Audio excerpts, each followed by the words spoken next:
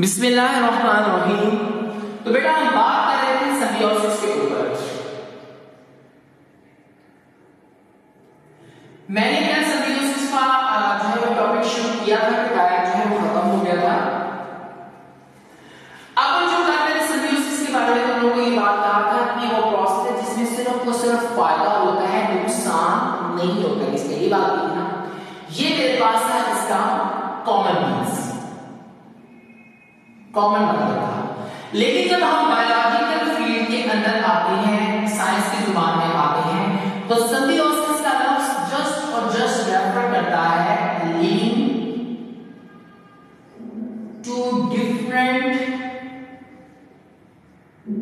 Organism together, just इसको refer करेगा। अगर आप जो है इसकी डिक्शनरी में देखोगे तो सिम्बियोसिस का मतलब जिसमें दो ऑर्गेनिज्म बाहम मिलकर रहते हैं, ठीक है ना। बाहम मिलकर रहना जो है वो बेनिफिट के मामले में कॉमन मीन्स के अंदर आता है, नुकसान के मामले में वो कंसेप्ट नहीं जाता।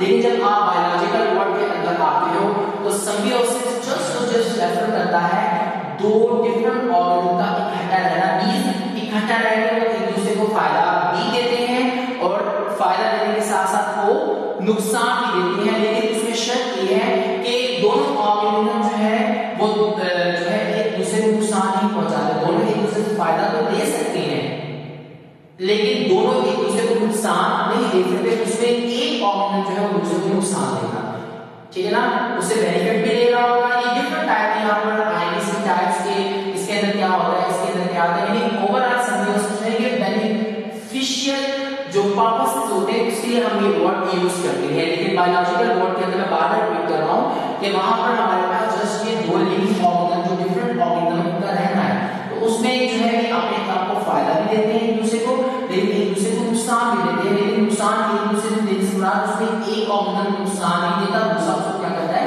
नुकसान दे रहा होता है। तो इस बात की वजाहत है यहां पर तुम समझ लोगे। तो सबसे पहले आप लोगों का जो सिम्बियोसिस प्रोसेस है वो बयान किया गया है पैरासाइटिज्म की बेस पर।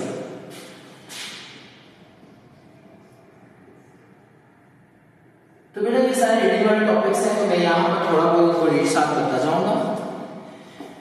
It is relationship between members of different species, मुख्तलिफ स्पीशीज के मेंबर्स के दरमियान ये रिलेशन है, in which they live together for longer or a shorter period of time. Symbiosis is of three types of parasitism. It is a type of symbiosis between members of different species in a smaller partner जो parasite होता है derives food and shelter from the body of larger partner host and in turn harm it. ठीक है ना, जो parasite छोटा organism होता है वो फायदा भी लेता है, खुराक और हिफाजत की सूरत में उससे फायदा लेता है, लेकिन नतीजे के तौर पर वो क्या कर रहा होता है, उसको नुकसान दे रहा होता है। In temporary parasitism, the parasites spend most of life cycle as independent, free living organism. जो temporary parasitism होता है उसके अंदर जो पैरासाइट अपनी जिंदगी का ज्यादातर लाइफ साइकिल जो है वो इंडिपेंडेंट फ्री लिविंग ऑर्गेनिज्म के तौर पर गुजारता है। Only a part of its life cycle is spent as a parasite, और उसकी जिंदगी का थोड़ा हिस्सा पैरासाइट के तौर पर गुजरता है। इसी सबसे बेस्ट एग्जांपल है लिवर फ्लूक की। लिवर फ्लूक ये दो लाइफ साइकिल की, क्योंकि जो आप लोग अक्सर पैरासाइट है उनके लाइफ साइकिल दो पार्ट्स के अंदर कंप्लीट होता है, ठीक है ना। तो लिवर फ्लूक का ज्यादातर हिस्सा जो है वो आजादाना रहता है, लेकिन जब ये किसी होस्ट के जिस्म में दाखिल होता है तो उसकी जगह जो है वो लिवर होती है। लिवर के अंदर जाकर ठहरता है और टेम्परेरी अरसे के लिए वहां ठहरता है और कुछ अरसे के बाद ये मर जाता है, लेकिन कुछ अरसा जो अंदर रहता है उसी सूरत में आपके लिवर को ये क्या करता है, नुकसान पहुंचा रहा होता है जितना भी टाइम रहता है। तो हमारे पास जो टेम्परेरी पैरासाइटिज्म होता है, जैसे आप लोगों की जुएं, सर में जुएं पड़ जाती हैं तो वो क्या करती है, वक्त तौर पर तुम्हारे सर में रहती है, वो खून चूसती है, तुम्हारे जिस्म के अंदर खून की कमी करती है, लेकिन जब तुम उसको निकाल दो तो वो हमारे पास सिम्बियोसिस प्रोसेस क्या हो जाएगा, खत्म हो जाएगा। तो इन टेम्परेरी यही सारी बातें इसमें की गई है। लीच, बेडबग बोलते हैं खटमल को। लीच आपने देखा होगा कि आजकल जो है वो आप लोगों के वैक्यूम थेरेपी चलती है जिसमें एक्स्ट्रा खून को जो है वो जिस्म से बाहर निकाला जाता है वैक्यूम पंप के जरिए। तो पुराने वक्तों के अंदर ये लीच के जरिए, जूं के जरिए, जूं को जिसको चिपका दिया जाता था और चिपकाने के बाद जो खून एक्स्ट्रा चूस लेती थी, ठीक है। इस तरीके से पुराने वक्तों के अंदर एक्स्ट्रा जो खून था, मवाद उसको बाहर निकाला जाता था। तो लीच जो है ये भी टेम्पोररी आपके जिस्म में जोड़कर आपके जिस्म में से एक्स्ट्रा खून निकालते हैं। टेम्पोररी आप लोगों का पैरासाइटिज्म है। मॉस्किटो प्लाज्मोडियम बॉडी में दाखिल होता है। ज्यादातर प्लाज्मोडियम जो है आपके फ्रीली नहीं रहता, मच्छर के अंदर रहता है, लेकिन जब किसी ऑर्गेन में जाता है तो वक्ती तौर पर आपको नुकसान होता है, तो मेडिसिन वगैरह खा लो खत्म हो जाता है।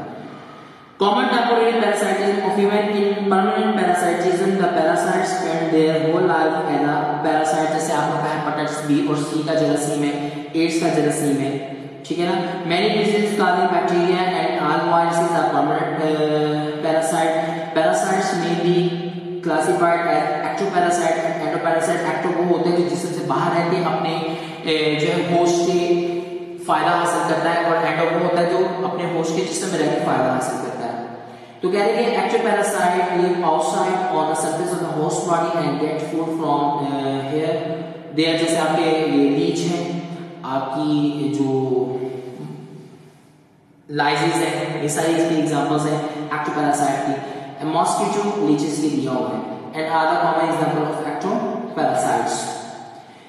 Endoparasite live inside the body of host and get food and shelter. Bacteria, viruses, stingworm, ascaris, ये हमारा मलहक को बोलते हैं। एंटोमेबा ये पेचिश मोशन का बायस बनने वाला एंटोमेबा है। पैरासाइट है प्लाज्मोडियम, ये मलेरियल पैरासाइट है। Are the common example of endoparasite. Some plants like cuscuta also dodder are parasite on the other plants. कभी आपने देखा होगा पीले रंग की जड़ें जो है पौधों के ऊपर चढ़ी होती हैं, वो पैरासिटिक प्लांट होते हैं, वो सारी कस्कोटा होती है। Parasitic plant grow special type of the root haustoria, ठीक है ना। जैसे मैंने बताया था कि फंगस के अंदर हाथी होते हैं जो जिसके अंदर दाखिल हो जाती है। इस तरह ये पैरासिटिक जो प्लांट्स होते हैं उनके अंदर स्पेशल किस्म की रूट्स निकलती हैं जो कि उनके स्टेम या रूट्स के अंदर दाखिल हो जाती हैं। तो ये पैरासिटिक जो प्लांट्स होते हैं इनकी ये जो जड़ें होती हैं या ये जो स्ट्रक्चर होते हैं इन्हें बोला जाता है Historia.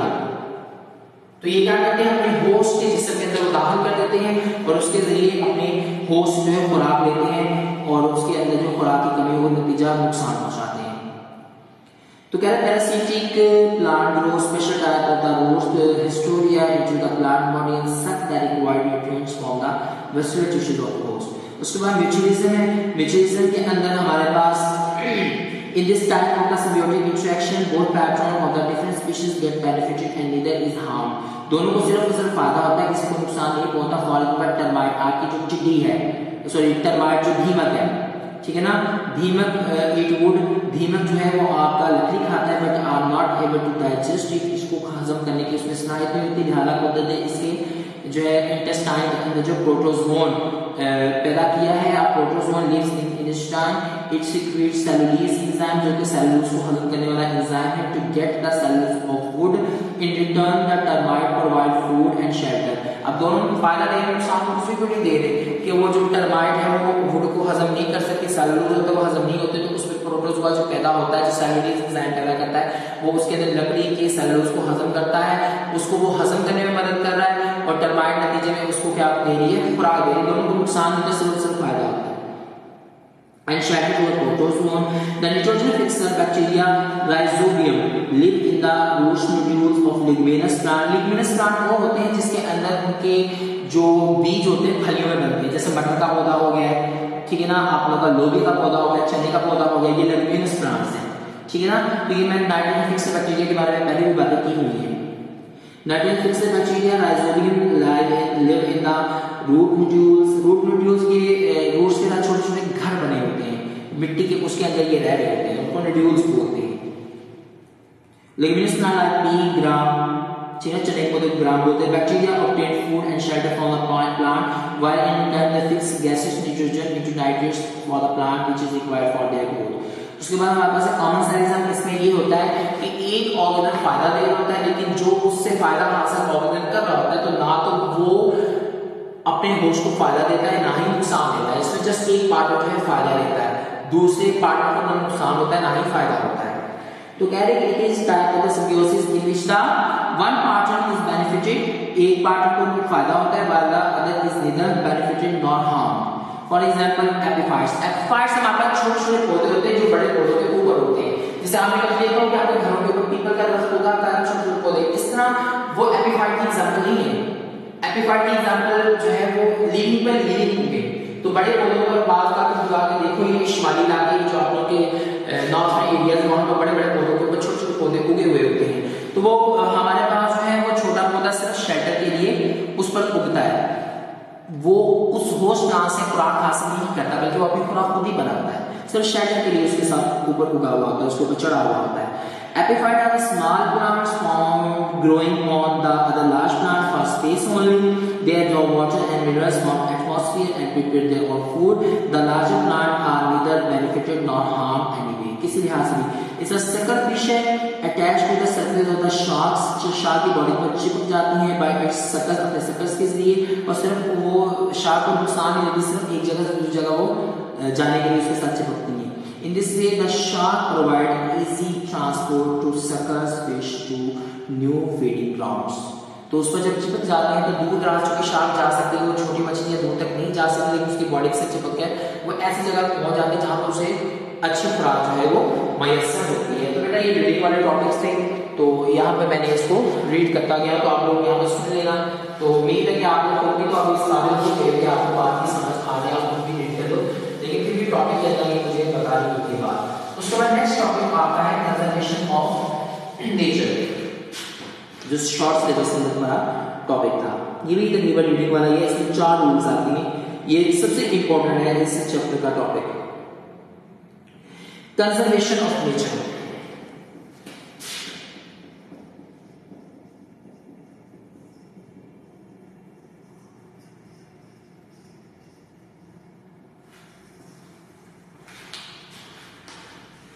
Conservation of nature means the conservation of natural sources, कुदरती ज़राए को महफूज करना। Everything that we use or consume, हर वो चीज जो हम इस्तेमाल करते हैं, जैसे food, petrol is obtained from natural resources. The renewable material वो होता है जिसे हम कुछ अरसे के अंदर खुद पैदा का दरख्त है, दरख्त आप बार-बार पैदा कर सकते हो, तो ये हमारे पास मटेरियल क्या कहलाएगा, ये कहलाएगा रीन्यूएबल, जो आप दोबारा पैदा नहीं कर सकते, जैसे कोयला है या पेट्रोल है या गैस है, आप खुद पैदा दोबारा नहीं कर सकते, इसके लिए एक लंबा अरसा दरकार है, इनको लाखों साल दरकार है। तो ऐसे मटेरियल जिसे आप शॉर्ट पीरियड में दोबारा क्रिएट पैदा नहीं कर सकते, वो नॉन रीन्यूएबल कहलाते हैं, जिसे थोड़े अरसे में आप दोबारा पैदा कर सकते हैं, वो रीन्यूएबल मटेरियल कहलाता है। Renewable natural sources air and air are reproduced easily, but non-renewable resources जैसे minerals and fossil fuels are not replenished once they get depleted। अगर एक दफा कम हो जाए तो दोबारा उसे जो है आप आसानी से पैदा नहीं कर सकते, बना नहीं सकते। We have to conserve the non-renewable sources because their reserves are limited and humans are heavily dependent on them for daily need। सबसे ज्यादा इंसानों की जो जरूरियात है वो नॉन रीन्यूएबल मटेरियल पर डिपेंड करती हैं, इस वजह से इनको जो है वो रिजर्व करना, इनको महफूज करना जरूरी हो गया है। The renewable resources to have be judicially used, इन्हें कानूनी तौर पर यूज करना चाहिए, जो नॉन रीन्यूएबल है उनको भी यानी कि बेतहाशा यूज करना शुरू कर दो। Ensure sustainable use of resources in our environment, we should act upon the principle of 3R। ये 3R के नाम से जाना जाता है। तो पहला R जो है उसको हम R1 कहते हैं, उसको रेफर किया जाता है रिड्यूस से, R2 को रीयूज से, और R3 को रिसाइकल से, और R4 को रिफॉरेस्ट से।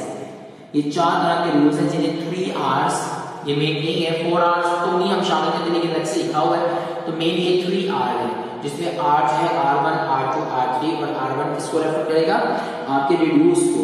We should use the natural resources less, हमें कुदरती ज़राए कम इस्तेमाल करना चाहिए। Should not waste them, उन्हें वेस्ट नहीं करना चाहिए। We should use this principle at different places, ये प्रिंसिपल हमें मुख्तलिफ जगहों पर इस्तेमाल करना चाहिए। Like in our daily lives, अपनी रोजमर्रा की जिंदगी में। We should not waste water, electricity, etc. We should turn off the tap, हमें टूटियां पानी की बंद कर देनी चाहिए। When not in use, इस्तेमाल में जब नहीं होती। We should bath with a bucket instead of shower, shower की बजाय हमें जो है टब के अंदर पानी डाल के जो है इस्तेमाल करना चाहिए। The lights and fan should be off, होनी चाहिए। When we are not in room, जब हम कमरे में ना हो। We should take public transport like buses or walk short distance instead of using motor fuels। तो आप लोग जो है पब्लिक ट्रांसपोर्ट का इस्तेमाल करो बनिस्बत अपनी सेल्फ ट्रांसपोर्ट की बजाय। We should not waste food and should give unused food to poor people. तो उसके बाद हमारे पास R2 आता है reuse. We should use things again and again. We should not throw away materials such as glass containers, plastic bags, papers, cloth, etc. This should be reused at domestic level. ये सब जो है घरेलू जो है वो लेवल्स के ऊपर बार-बार इस्तेमाल होनी चाहिए, ठीक है ना। rather than begin through, बजाय उसके इसको फेंक दिया जाए। It also reduce solid waste pollution. इससे solid waste pollution भी कम होती है। उसके बाद हमारे पास R3 है जिससे रिसाइकल है। Materials such as paper, plastic, glass can be recycled. इनको दोबारा रिसाइकिल करें रिसाइकलिंग प्रोसेस के जरिए, ठीक है ना। तो इसके लिए पूरी फैक्ट्रीज आपकी बनी हुई है। This decrease the volume of refuse and help in the conservation of natural resources. अगर आप चीज़ की खराब होगी और उससे फैक्ट्रीज में जाकर दोबारा रिसाइकिल किया जाए तो ज़्यादा टूटी चीज़ तो आप यूज़ नहीं करोगे, इसका इनकार कर दोगे, लेकिन वही टूटी चीज़ को जब दोबारा से रिसाइकिल कर दोगे तो वो इस्तेमाल के काबिल हो जाएगी। तो इसका हम नेचुरल रिसोर्सेज को क्या कर लेंगे, महफूज कर लेंगे। इसके वी कैन एड R4, ये नीचे ही लिखा हुआ है, ठीक है ना। R4 भी हम इसमें ऐड कर सकते हैं, वो रिफॉरेस्ट के मामले में आता है। ट्रीज शुड बी प्लांटेड, दरख्त उगाने चाहिए ड्यूरिंग द रेन, जब बारिशें होती हैं। Trees makes our environment more cool, shady and green. हमारा जो दरख्त है हमारे एनवायरनमेंट को ठंडा रखते हैं, सायादार रखते हैं और ग्रीन रखते हैं, जिसकी वजह से पोल्यूशन के अंदर काफ़ी ज़्यादा कमी आती है। बेटा ये तकरीबन सारे रीडिंग वाले आगे टॉपिक्स हैं, इसमें कोई बहुत लंबी चौड़ी बातें नहीं होती, ठीक है ना। आगे हमारे पास आता है डिलीवरेबल के बारे में।